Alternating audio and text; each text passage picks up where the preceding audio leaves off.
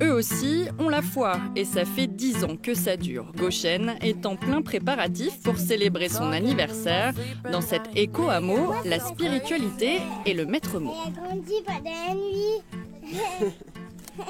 On a un profil type. Le fait d'avoir une foi chrétienne, c'est des valeurs qui nous unissent autour du pardon, de la solidarité, de plein de choses. Vraiment un ciment fort qui peut nous aider à tenir dans la durée aussi malgré les crises. On est tous locataires dans nos appartements et du coup on a tous notre économie indépendante. Et pour ça, on s'est dit quand même comme maximum de ne pas travailler plus d'un mi-temps à l'extérieur pour pouvoir, pas que ce soit juste un lieu dortoir et d'habitat, mais que ce soit aussi un lieu de vie.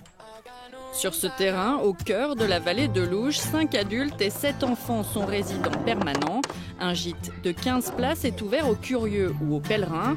Pas de signe religieux ici, on est chrétien alternatif, un mouvement qui porte le nom de Jesus Freaks. Ce lieu, c'est vraiment un lieu pour se reconnecter avec, on va dire, avec le divin, avec le créateur, celui qui nous a fait et qui est apte à nous réparer en fait. Donc ouais, ça se pense bien dans la nature vu qu'on est fait aussi de ça et que c'est la même chose. Enfin, on communique avec, on interagit avec quoi. Et là, on est chez nous et je pense que c'est le meilleur lieu pour s'élever.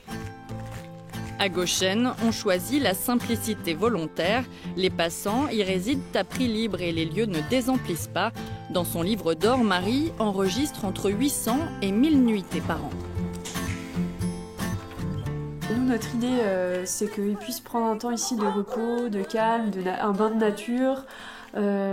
Et aussi, s'ils veulent nous rencontrer, on est disponible et voilà, prêt à la rencontre et au partage, aux échanges. On fait des soirées jeux, des soirées tisanes, discussions autour du feu. C'est l'hiver. 10 ans d'existence, d'expérimentation et d'obstacles surmontés, la même histoire qu'un célèbre quartier dijonnais. L'histoire des Lentillères, ce sont des luttes à la pelle contre l'arrivée annoncée des bulldozers. Tout commence en 2010 quand la municipalité annonce la construction d'un écoquartier sur les terres maraîchères de Dijon. 1500 logements érigés en lieu et place d'un sol en friche. J'ai été maraîcher sur ces terres pendant 20 ans. J'ai été extrêmement choqué de voir que la terre a été complètement retournée par des engins de travaux publics sans aucune raison valable.